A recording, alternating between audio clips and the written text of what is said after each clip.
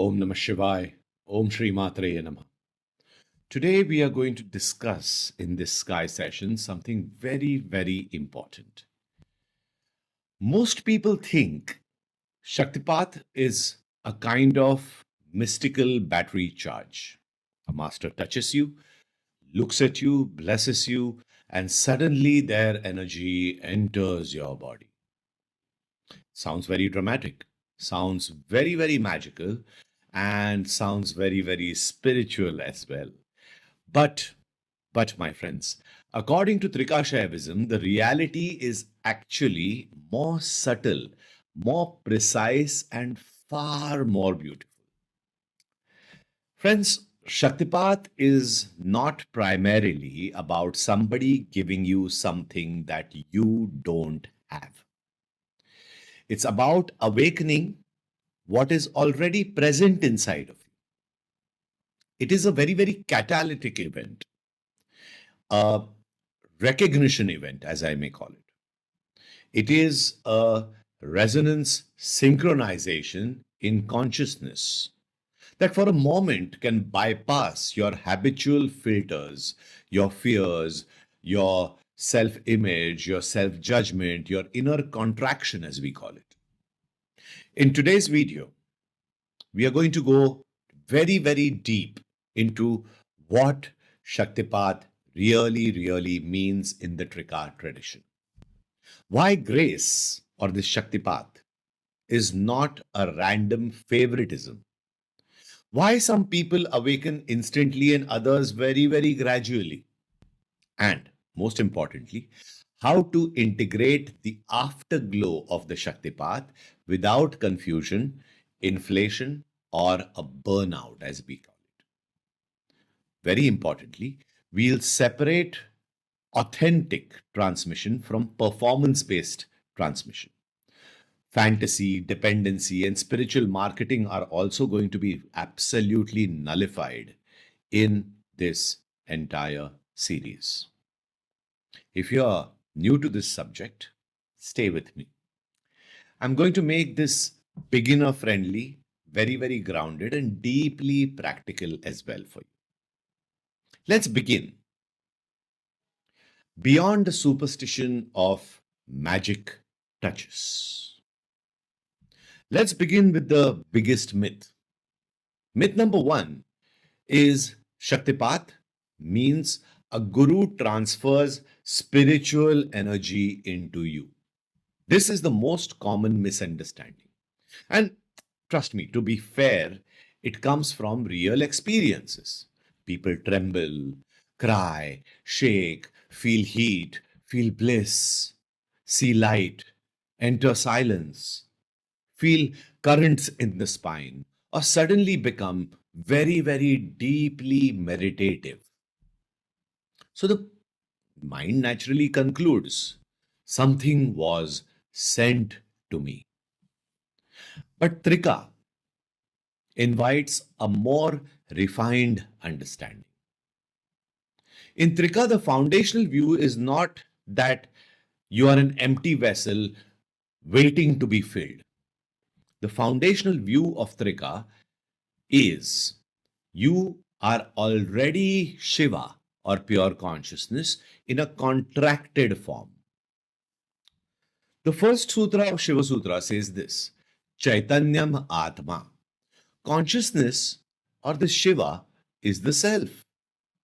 Now, this is not only poetry, it means that your essential identity is not lack of consciousness.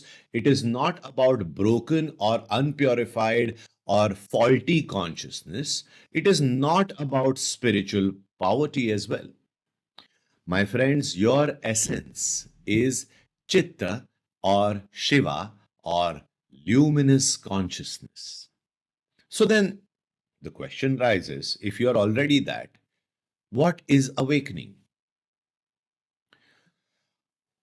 Try to understand this. Awakening is not importing divinity from outside. It is about recognizing what is already there in yourselves. This is why the Pratyabhidnya school of Trika Tantra emphasizes on recognition, not acquisition, recognition. It is the very title, Pratyabhidnya Hridayam, centers the logic of recognition. And its opening sutra states, Shiva Sutra's opening sutra states that consciousness is you. You are the autonomous cause of the universe's manifestation or Shiva's manifestation for that matter. Now, if you want a modern example of this, think of a power bank and think of a tuning fork as well. When a tuning fork vibrating at a certain pitch is brought near another compatible instrument, the second instrument begins to resonate. Was something inserted? Or was a latent capacity invoked? This is much closer to how traditional masters explain authentic transmission or Shaktipat. Teacher is not donating energy. The teacher functions as a stabilized reference point of awakened awareness. Now, in Trika terms, the deepest Guru principle is not just a personality, it is the revealing power of consciousness itself. Again, I will go back to Shiva Sutras, which states Guru Upaya. The Guru is the means to self realization. And in later commentaries, it is explained that the Guru is the gracious power that leads you to your self recognition. So, yes, the human master may be a doorway, but the real transmission comes from Shiva or consciousness itself. Consciousness of Shiva merges with the consciousness of the individual, and that is Shaktipat. Now, why this energy transfer model becomes dangerous in some ways? Let me be very, very direct here. I have the power, you don't. That kind of model creates spiritual dependency, and dependency creates projection, authority abuse, confusion, and sometimes psychological harm as well. But if I believe awakening depends on being repeatedly charged by somebody or someone else, you yourselves will not mature spiritually. You may chase experiences instead of truth. You may become addicted to certain events, certain initiations, certain movements, and certain experiences. You may become addicted to dramatic kriyas that happen to you and proximity to charisma of the guru as well. This is why we need the lens of Trika Tantra. Trika is very, very profound because it holds both truths simultaneously. Grace is real. Your sovereignty is also real. And it also states the Guru matters deeply, but the Guru is not replacing your own selves. Guru is helping you remove abstractions and obstacles so that you can stand firmly in your own innate Shiva nature. Now, what people call Shaktipat symptoms, what is actually happening over there? Let me demystify the common responses people experience after darshan, after initiation, after mantra, after gaze, or even a deep teaching moment. Possible experiences may include tears coming out of your eyes, spontaneous posture changes, and mudras coming to you. You may feel the sensation of heat and cold, tingling sensations along the spine and the entire body, spinal activity. You may get very, very deep dreams which feel very, very real. Silence may dawn upon you. Emotional release may happen to you. Heightened sensitivity of smells, touch, taste may start happening. Devotion may rise. Fears may rise as well. Resistance might drop or resistance might increase as well. And might be temporary confusion might be felt inside of you. Does this mean it's fake or real? These kriyas, these experiences, what I just said about a minute back, they mean that your system is responding to Shaktipat. The modern language we can uh, we can say that several layers may be involved. Your ordinary mental narrative may be interrupted. Your stored emotional material may release when contraction breaks. Breath, tone of the voice, arousal states, and body energy perception can change rapidly after Shaktipat. If your deepest identity shifts from separate self into the field of awareness and consciousness, your whole interpretation of experience starts changing. Now, Trika may go even deeper than psychology and physiology. It would say these are not the goal. These experiences and these tiny, tiny little things of experiences may not be the goal. These are surface waves around a much, much, much deeper event of Shaktipat.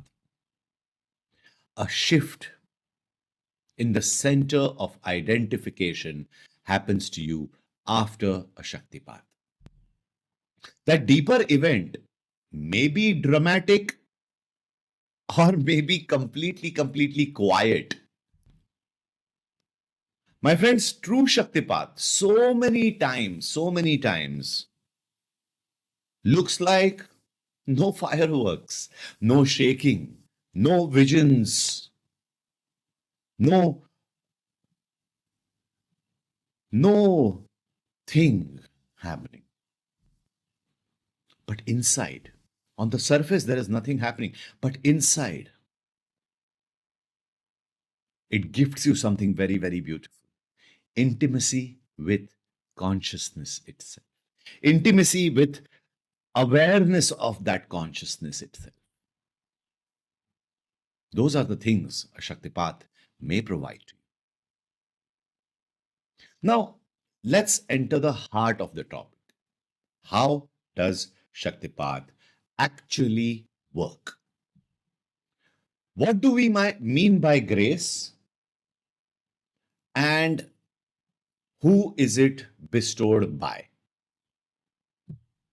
My friends, grace is not a reward system. Many people unconsciously imagine grace, better known as Shaktipat, like this. If I behave spiritually, grace will be given to me. This sounds very, very religious, moralistic, and transactional, no? Trika's view is different. Trika says that grace or anugraha, which is often linked with Shaktipat in practice discourse, as we call it. This Shaktipat or this grace or anugraha is merely not a reward for good behavior. No, it's not. Grace is the self-revelation of consciousness. The consciousness reveals itself. It bestows you with grace, anugraha, or Shaktipat as we call it. It is the movement by which the contracted individual is drawn back towards self recognition of him or her being pure consciousness itself, being Shiva itself.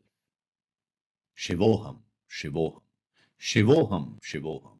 I am Shiva, I am Shiva, dawns onto this individual. In broader Trika and Kashmir Shaiva teachings, grace is not optional to liberation.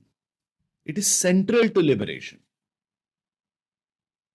Swami Lakshmanju ji also emphasizes that Shiva's grace or Shaktipat is not reducible to personal merit in simplistic way.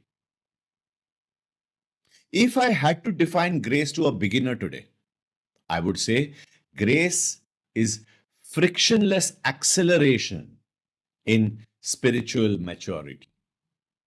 Not because effort is useless, but because effort alone often circles within the ego. Grace or Shaktipat introduces a very, very non-linear shift. It can compress years of confusion, years of contraction into one moment of clarity itself.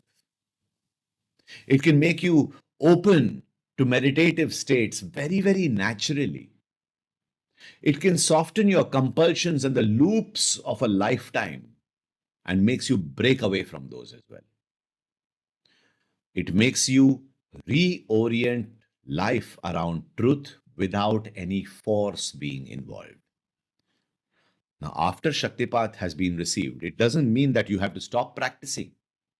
It means that practice becomes less like trying to become spiritual and more like cooperating with what is already there inside of me as pure consciousness and pure energy. Paramashiva and Ma Shakti. My friends, the seed is already present. This is crucial to understand. In Trika's understanding, the potential for realization is already present in you because you are none other than consciousness itself. Unlimited consciousness appearing. Let me be very precise with my words. Appearing in a contracted form. So then, when we say Shaktipat awakens you, what has awakened? Nothing foreign has awakened. Not a new soul has been transcended into your body. It is not about importing holiness inside of you. What is awakened, my friends, is the recognition of who you are, sensitivity to who you are, integration with who you are. And most importantly, after Shaktipat, you get the access to already present current of consciousness and awareness. It is said in Trika scriptures, Chitti Swatantrata Vishwa Siddhi Hetu. It is Shiva Sutras.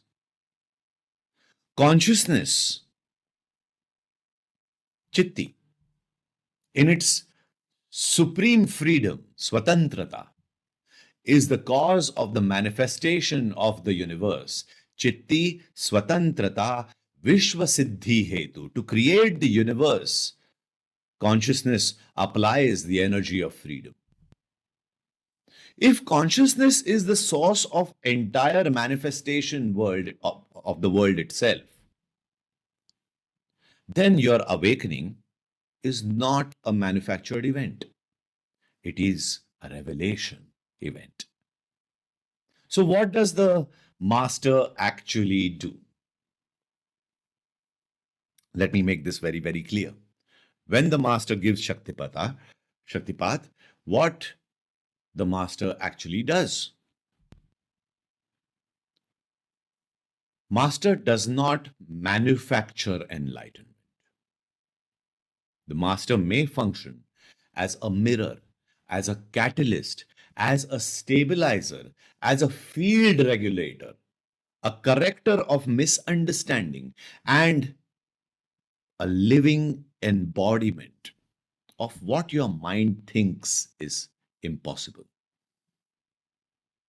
The master can transmit state familiarity, as we call it, not just ideas, not just philosophy, a lived coherence. Now, when you sit near someone whose identity is less organized around egoic contractions, your own system may briefly attain and entrain to that coherence itself. That brief entrainment is sometimes enough, my friends, to create a crack in the old structural pattern of thinking, feeling, doing. Through that crack, Shaktipat inserts itself. The grace moves inside of you. Now, because your hook uses scientific language, we do not pretend neuroscience has fully mapped Shaktipat. It has not. But we can responsibly say that spiritual transmission experiences likely involve attention networks, emotional salience, predictive processing, autonomic regulations. It may mirror mechanisms for relational attunements, and it may shift in self referential processing, what tradition calls egoic filters. A modern neuroscientist framework might call conditioned cognitive emotional patterning, identity based prediction loops, trauma protective responses, and habitual narrative consolidation.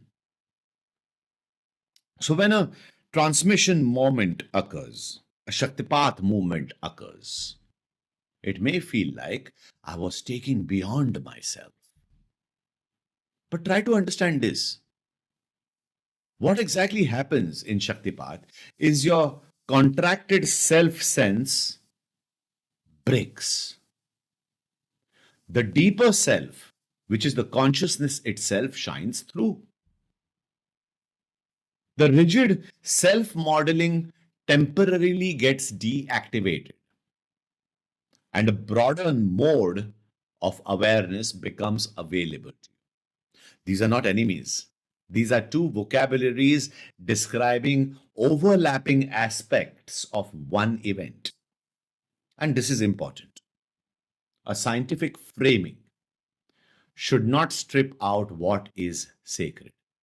It should remove superstition, not mystery. Mystery is important. So let's understand why some people awaken instantly while others awaken slowly.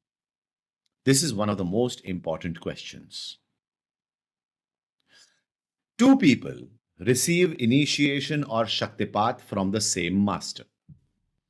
One enters deep meditation immediately. One feels nothing. One has experiences for months to come. One becomes more confused before becoming clear. Why? Trika Tantra would point to adhikara or preparedness or level of receptivity, adhikara. Adhikara, if at all there has been no practice, there has been obscurations, the intensity of grace will be in respect to that itself. Now, don't interpret this as advanced person equals better person, dramatic experiences equals spiritually superior. No experience at all means unworthy of this Shaktipat. Now, that is the play of ego again. Receptivity depends on many, many factors. psychological readiness, nervous system capacity, prior practice, ethical alignment, sincerity, surrender, lifestyle, embodiment, unprocessed trauma, devotional openness, and the strength of self protective structures as well. Sometimes the person who feels nothing in the moment during a session of Shaktipat is actually processing deeply. And 6 months later, their life is absolutely and totally transformed. Sometimes the person with dramatic kriyas has a huge peak during a Shaktipat, but poor integration after that. So the right question is not, did I get a strong transmission? The right question is my life becoming more clear, more compassionate, more stable, more truthful, and more free? It is not about did I get a strong transmission. My friends, awakening can be sudden. Stabilization in that awakening has to be and will be gradual. A core beginner who receives Shaktipat mistakes Shaktipat as a glimpse. They don't think of embodiment of grace. You may glimpse pure awareness in 1 second.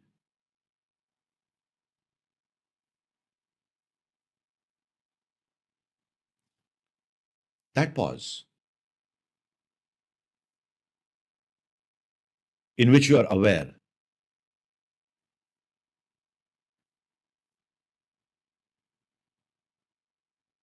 It's beautiful. It's sacred. It's real. But your self talk and your outer talk, your relationships, your money patterns, your sexuality, your anger, your fear, and nervous system conditioning may still needs years and years of refinement. Pure awareness is there right now in this pause next moment.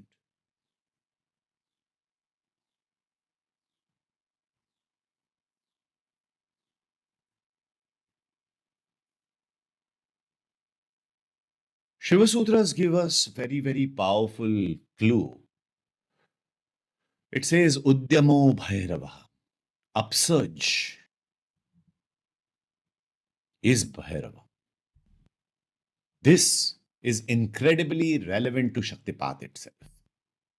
The flash is real. The upsurge is real. But a flash should become permanent. So, yes, Shaktipat may begin as a sudden opening, a sudden glimpse, a sudden flash of that illumination that you are already. But the spiritual maturity means becoming established in that state of illumination. So, question comes here, natural grace or effort? And we always say, not either or. Natural grace is always there. And effort is also required by an individual to be open to that grace. There is a myth that if this grace or Shaktipat of the Lord is real, I don't need to practice. No, no. In Trika, grace or Shaktipat and practice are not opposites. Shaktipat may ignite. Shaktipat may ignite the process. Practice may stabilize the individual. Grace reveals the mountain. Practice strengthens the legs that climb that mountain. Grace or Shaktipat opens the heart. But practice, my friends, teaches you how not to close this grace every day through habit, through reactivity, and through unconscious living. A mature approach says receive grace fully, practice sincerely, do not claim ownership of this grace, and do not become passive. My friends, the balance protects you from both extremes. Egoic striving, that I am full of grace, and spiritual laziness that comes from it as well. Let's understand, if you have received a Shaktipat, integrating into the Shaktipat. Now, let's talk about the part that almost nobody explains properly. What happens after the experience? Because this is where many seekers get lost. They have a real opening and then no map. Let's understand peak experience versus new baseline, new normal as we call it. After an initiation, a retreat, or a darshan, or deep meditative states, you may feel unusually open. You may feel very, very peaceful. You may feel very spacious, very devotional, very sensitive, very energized, or intensely inward as well. This is often what we call an afterglow phase. It can be very, very beautiful, but it can become also very, very destabilizing. Why? Because your old personality structures may not know how to function in this new openness. You may think I am enlightened, or you may think I'm losing my mind, or you may think I need another transmission immediately, or you may think nobody understands me now. All of these can happen. So, the real work, my friends, is this: how do I convert a peak state into a healthy, sustainable baseline? First, don't overinterpret the phenomena of Shaktipat. If your body shakes, don't immediately assume Kundalini is awakened. Don't think I am chosen. Don't think I have reached a high state. And don't think I should start teaching. If you've had these experiences, that does not mean that you are a bestower of Shaktipat. At the end of the day, you are nothing. Don't start teaching almost immediately if you've had just an experience of shaking. If nothing dramatic happens, don't assume nothing has happened, that I am blocked, I failed, I did not receive Shaktipat, or the teacher was fake. My friends, phenomena is data, not final conclusions. Stay curious, stay humble, stay observant, stay grounded. The key is not about chasing appearances or experiences, which are vrittis as well. It is about recognizing the underlying chit spanda, the living pulse of consciousness. Second, stabilize the nervous system, my friends, after the Shaktipat. This is one of the most compassionate and practical teachings for seekers. Many people receive genuine openings but lack regulation skills. Then the system, what happens then is the system starts oscillating between ecstasy and collapse, ecstasy and collapse, ecstasy and collapse. Devotion and irritability, that may too happen. Polar opposites may happen. The sadhaka might go into silence so many times and sense of overstimulation so many times. My friends, that is also not a failure. It is a sign that capacity needs to be built. Practical stabilization strategies after you have received a Shaktipat. Regular sleep of 7 to 8 hours is extremely important. If your afterglow is strong, sleep becomes a medicine. Do not glorify insomnia as spirituality. Second, simple grounding food is important. Warm, warm, fresh, easily digestible, and nourishing meals.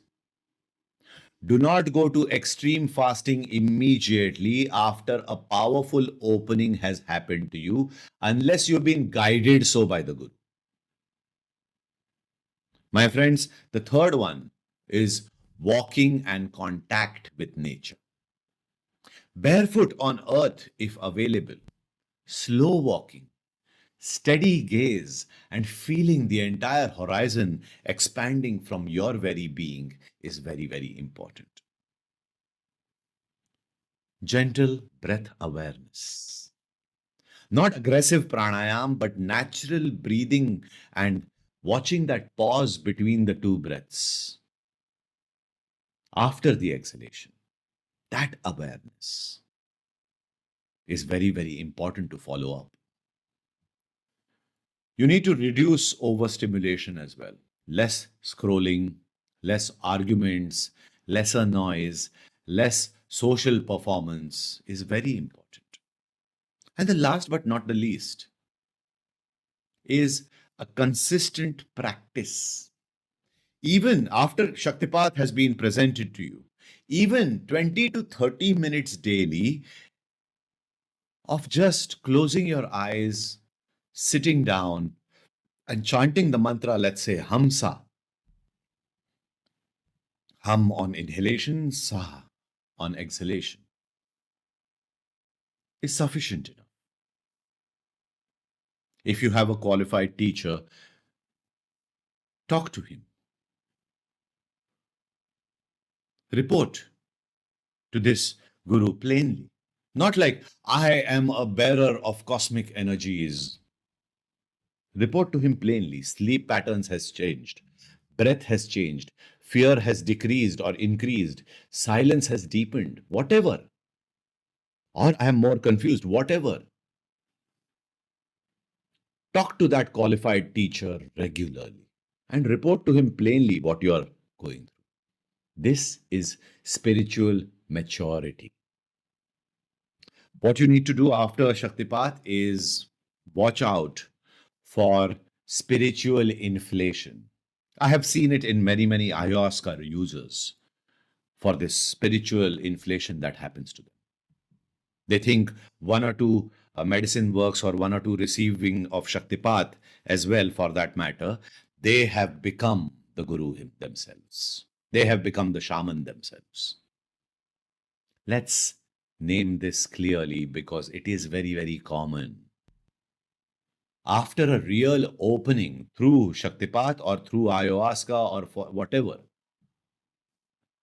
ego returns very, very strongly wearing sacred clothes. It says, I am special. Others are unconscious. It's my responsibility to make them conscious. I don't need discipline anymore. I don't need sadhana anymore. I'm already there. They might think I'm beyond ethics. I am the transmitter of grace now. This is one of the biggest post Shaktipat or post ayahuasca traps. The irony is painful. A glimpse of egolessness gets captured by the ego. How to protect against this? 3 antidotes I give you: humility, daily life accountability, and service without performance. If your awakening is real, it should slowly increase your patience, slowly increase your honesty, slowly increase your discernment, and slowly it will increase relational sensitivity. Now, one more thing. Don't confuse dependency with devotion. Devotion is beautiful in Trika, deeply, deeply beautiful. Don't get me wrong. But dependency is not devotion. The devotion says that I honor the Guru as a doorway through which I recognize my own true nature. But dependency says, without constant contact with the Guru, I am nothing. My friends, a real teacher, helps you stand in your own inner sovereignty, not as a permanent emotional dependence. Guru will never make you permanently emotionally dependent on him. You have to remember the aim. Not endless transmission chasing, not endless ayahuasca ceremony chasing, but a stable recognition what that transmission or that medicine has given to you. The Guru principle ultimately flowers within you as your own awakened intelligence. This does not reduce bhakti, it does not reduce shraddha, it fulfills it.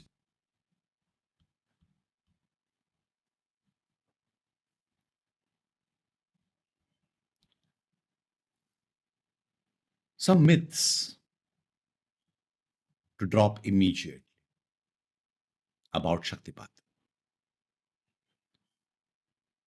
These are the myths to drop immediately about what Shaktipat is. Myth is if I shake, it means I had a powerful Shaktipat. Not necessarily. It means your system responded only. Myth I felt nothing and nothing happened. Not true. Everything happened if nothing happened. Some unfoldings are very, very subtle and are delayed. So, when you reach your spiritual maturity through your practice, they may get unfolded. Myth the Guru gave me his power. The Guru actually, the truth is, the Guru actually catalyzed recognition of your own inherent consciousness to you. Myth after Shaktipat, I don't need to practice. Actually, this is when sincere practice becomes more and more important to stabilize, to be in the field of that consciousness and energy, Shiva and Shakti. The myth is that more dramatic the experience is, more self realization. No, my friends, realization is measured in freedom, clarity, and embodiment of the truth that I am, I am, I am, not this or that. I am. Myth is dependence on the master is devotion. No. Authentic devotion, my friends, matures into inner steadiness and sovereignty of your own selves. Myth is science disapproves grace. No, science does not know what grace or Shaktipat is.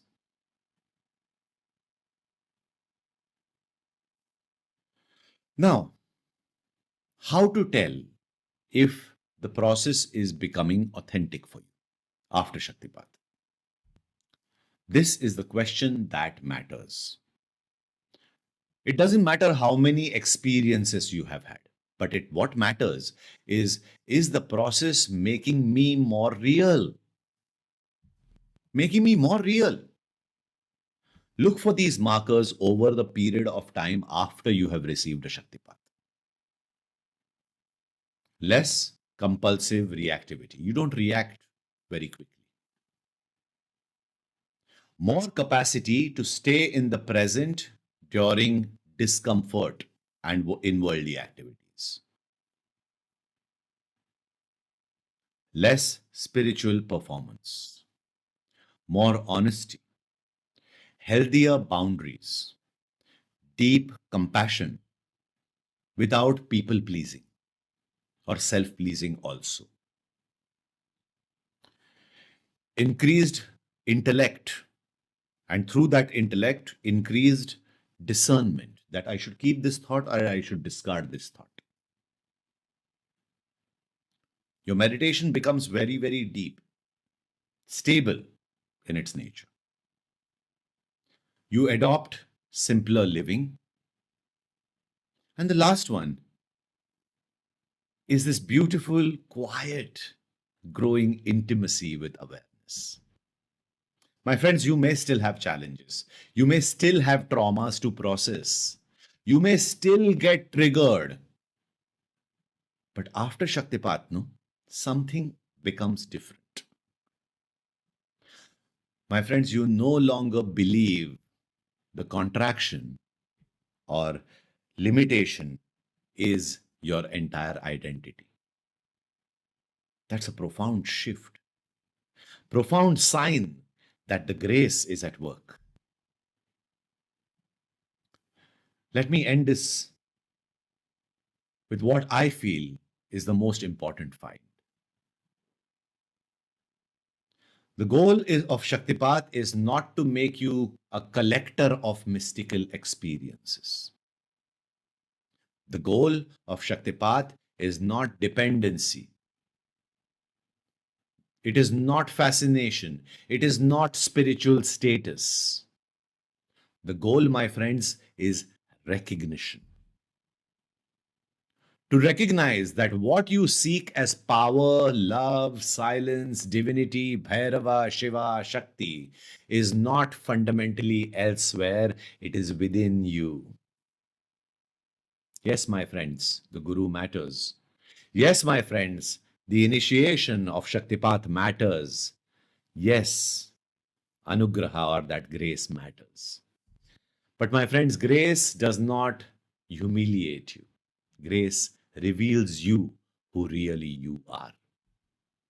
Not the ego you, the deeper you. That is the consciousness and energy itself. The Trika tradition is radical in this way. It refuses both crude self reliance and blind dependence on the Guru as well. It says, receive the transmission, honor the Guru, purify the vessel, stabilize the nervous system with your practice, live truthfully, practice self recognition of who you are as Shivoham, Shivoham, and awaken into your own intrinsic sovereignty of consciousness and energy. That, my friends, is the real mastery. Not energy transmission mastery as a performance, but mastery as steadiness in awareness, humility in life, and freedom in the midst of experiences. Before we close, let's do a short little practice. Sit comfortably. Let the spine be easy and relaxed, not rigid.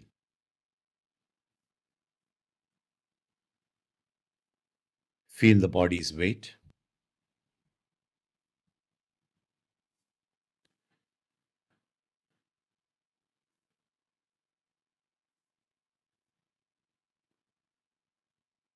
And now feel the breath as it is.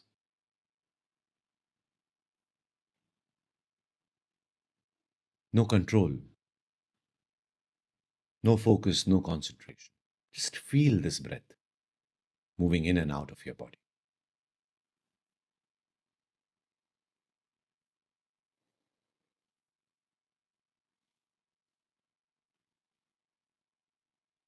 Thoughts may come, allow them so. Sensations may come, allow them to be. Sounds may be heard, allow those too.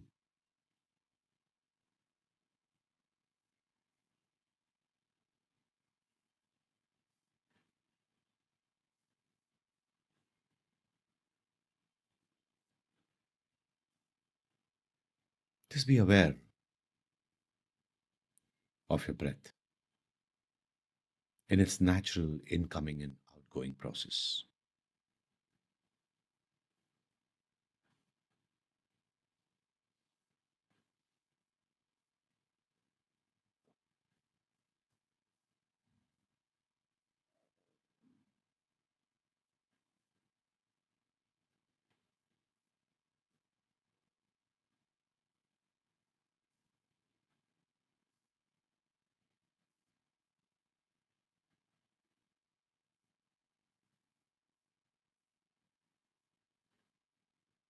And now ask gently within yourselves.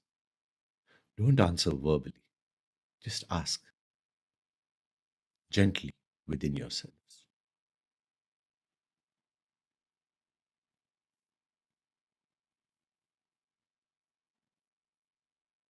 What is aware of all these thoughts?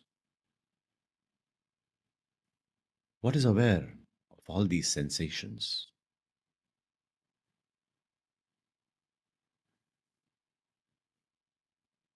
What is aware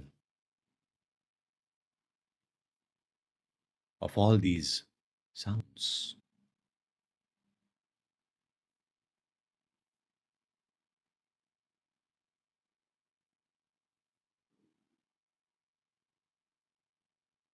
Don't answer verbally.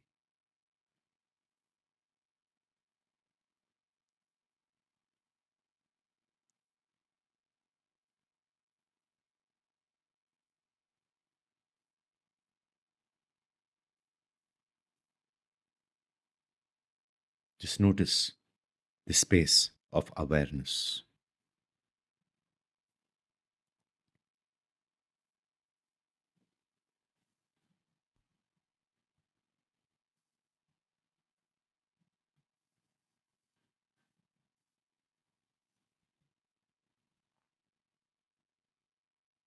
Now, another question.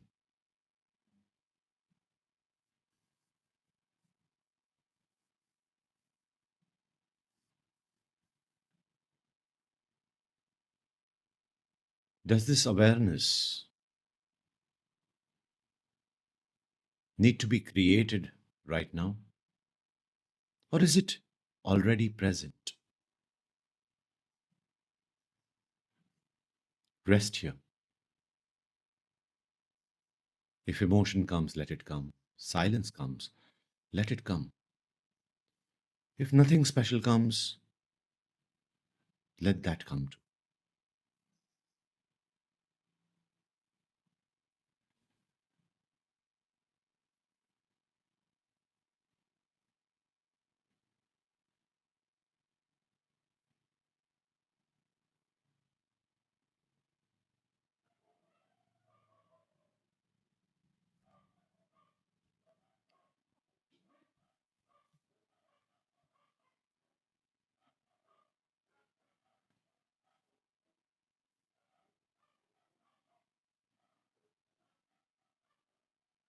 Awareness is already here. This is the doorway.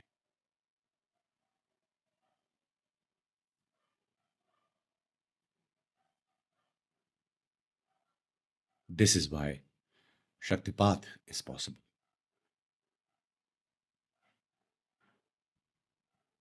Because the truth is not imported, it is revealed.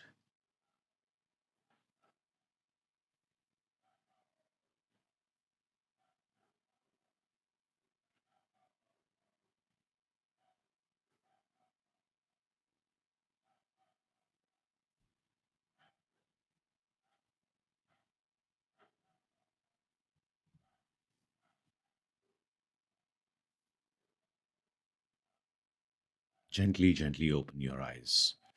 Om Namah Shivaya. Om Shri Matraya Namah.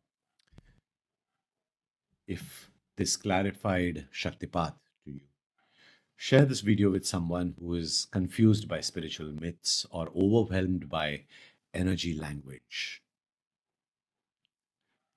And if you want, in the next video, we can explore different intensities of Shaktipat, how mantra and Shaktipat work together, and how to distinguish genuine awakening from disassociation and emotional overwhelm. Stay steady, my friends, stay sincere, and keep recognizing who you are. Thank you very much.